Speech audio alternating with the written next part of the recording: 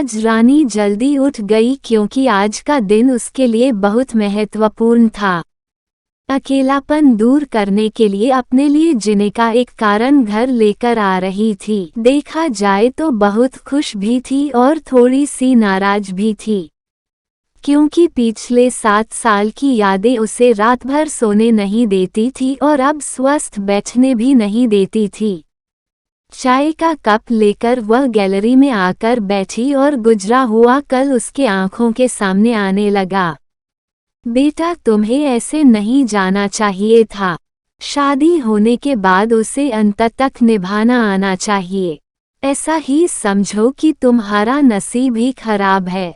कोई क्या करेगा। अगर माँ बन सकती तो बात ही अलग होती। मैं माँ नहीं बन सकती, इसमें मेरी क्या गलती है? यह सब मेरे हाथों में है। क्या माँ नहीं बन सकती मतलब मैं इंसान नहीं हूँ क्या? मेरी कोई फीलिंग्स नहीं है क्या? मिनट मिनट में मेरा अपमान करने वाले, मेरा जीना मुश्किल करने वाले लोगों के साथ में जिंदगी कैसे बताऊं? वह जो कहेंगे वह सुनना। रानी और माँ की यह सब बातें चालू थी तब पापा आए। ये देखो बेटा, मैं तो एक कपड़े की दुकान पर काम करता था। अभी उम्र हो गई है तो कोई काम भी नहीं देता है। और तुम्हारा भाई हर्षल तो परदेश में अपने गृहस्थी में मगन हो गया है।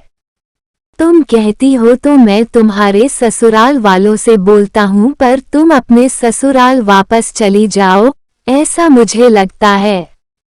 नहीं पापा, कुछ भी हो जाए मैं उस घर में वापस नहीं जाऊंगी। वहाँ पर मुझे घुटन सी होती है। वहाँ मिलने वाला अपमान, बेइज्जती से मैं थक चुकी हूँ। शादी के पहले मैं मेरे पैरों पर खड़ा रहना चाहती थी, पर मेरा ग्रेजुएशन होते ही आपने मेरी शादी करवा दी। तभी मैंने आपके दबाव में आकर शादी की, पर अभी जब मुझे आपके सहारे की जरूरत है तो आप पीछे हट रहे हो। शादी के बाद लड़की ससुराल में ही शोभा बढ़ाती है।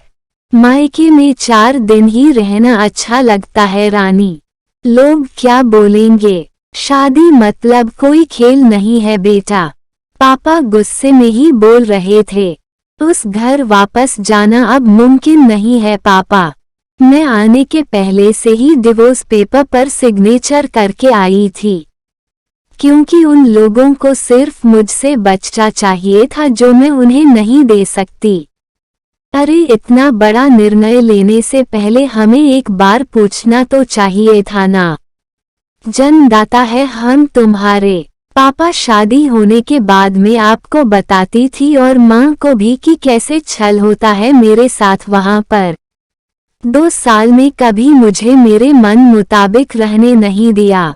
जब मेरी रिपोर्ट आई और समझा कि मैं कभी माँ नहीं बन सकती तो वैसे ही इन लोगों ने मुझे अपने असली रंग चालू कर दिया।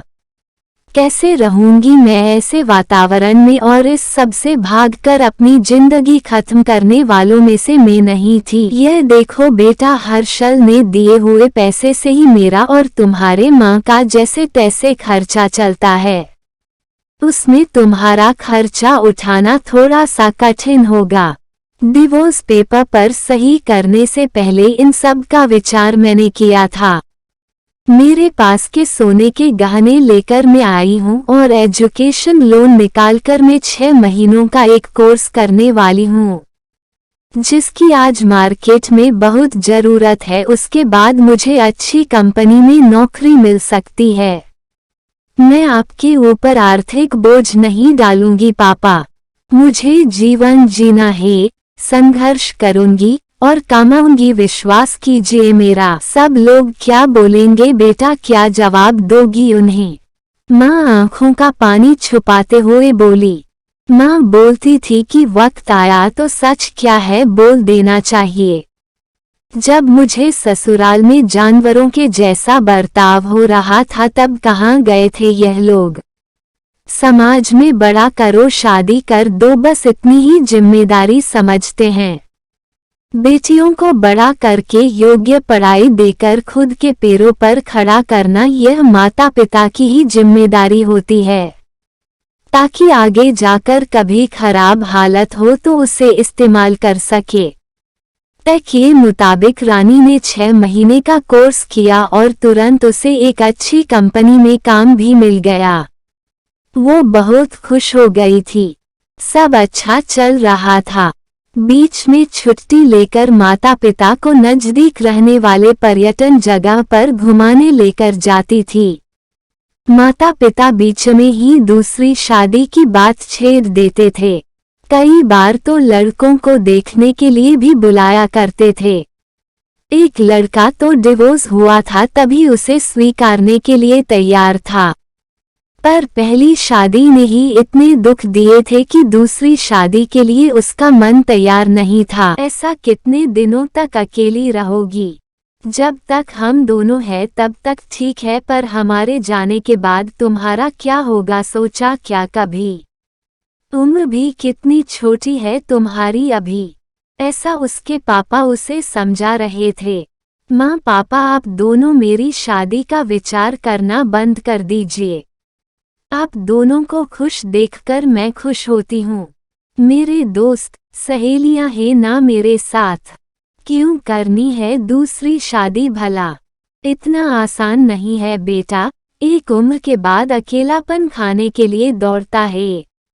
माँ बोली। सच हुआ उनका ऐसा बोलना। आगे 2 साल में पहले माँ और 6 महीने में ही पापा का निधन हो गया। रानी अब अकेली हो गई। हर्षल भाई और उसकी पत्नी आए और साथ में चलो बोलकर औपचारिकता की। पर मुझे उनके साथ जाकर वापस बोझ नहीं बनना था। मदद के वक्त मेरे साथ खड़े रहो इतना बोलकर मैंने उनको जवाब दिया। ऑफिस का काम और बहुत सारे दोस्त सभी लोग की शादी हो गई थी और वह अपने अपने गृहस्थी में मगन हो गए थे जिन्हें के लिए कोई लक्ष्य मिल ही नहीं रहा था उसे। छुट्टी के दिन ऐसे ही एक मैगजीन पढ़ते समय उसे सिंगल मॉम पर एक बात पढ़ने के लिए मिली और उसे जीने का उद्देश्य मिला। उसने उसी दिन तय किया और एक 10 साल की लड़की को गोद लेने का प्रयास चालू किया।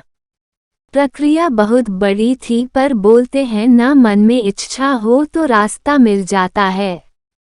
वैसे वह प्रक्रिया पूरी हो गई और आज वही दिन था कि वह उस लड़की को लेने के लिए अनाथ आश्रम जाने वाले थी। उस लड़की को घर लाकर वह मां नहीं बन सकती इस सोच पर और उस पर होने वाले सभी आरोपों को मिटा देना चाहती थी। तभी उसने निश्चय किया कि लड़की को बहुत पढ़ाऊंगी, खुद के पैरों पर खड़ा करूंगी और फिर शादी करवाऊंगी।